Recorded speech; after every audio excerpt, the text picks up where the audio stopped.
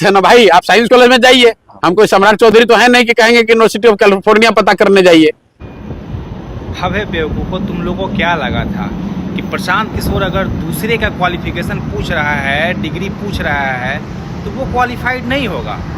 ये तो कॉमन से समझने वाली बात है भाई। मैं अगर किसी दूसरे पे उंगली उठाऊंगा तो सबसे पहले मैं अपना चीज़ें स्ट्रांग रखूंगा ना।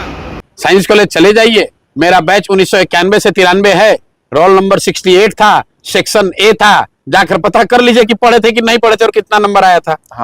अगर उसकी क्वालिफिकेशन में दिक्कत होती तो वो क्या कभी उंगली उठाता सम्राट चौधरी पे, तेजस्वी पे? तो तुम जो पलट के, जो गोदी मीडिया पलट के पीके पे क्वेश्चन उठा रही थी कि भाई आपकी क्वालिफिकेशन कहाँ है, तो उसकी तो इतनी समझ होनी चाहिए थी गोदी मीडिया को।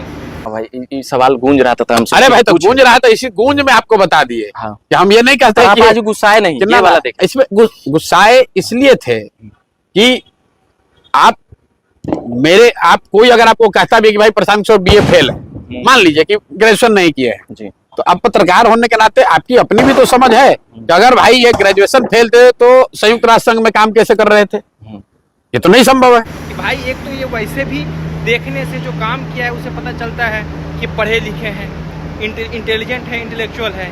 और अगर स्पेशली ये पढ़ाई का मुद्दा उठाया है तब तो बंदा खुद पढ़ा तो जरूर होगा, तभी तो वो उस चीज़ में हाथ डालेगा।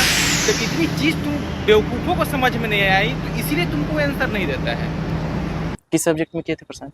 पब्लिक हेल्थ की पढ़ाई पढ़े हम, ग्रेजुएशन तो हमने बिजनेस एडमिनिस्ट्रेशन में किया हुआ है। लेकिन मैं आपको ये बता रहा हूं कि अगर हम पढ़ाई नहीं किए तो संयुक्त राष्ट्र संघ में गए कहां से? ये इसलिए तो ये तो पत्रकार लोग को समझ में आना चाहिए।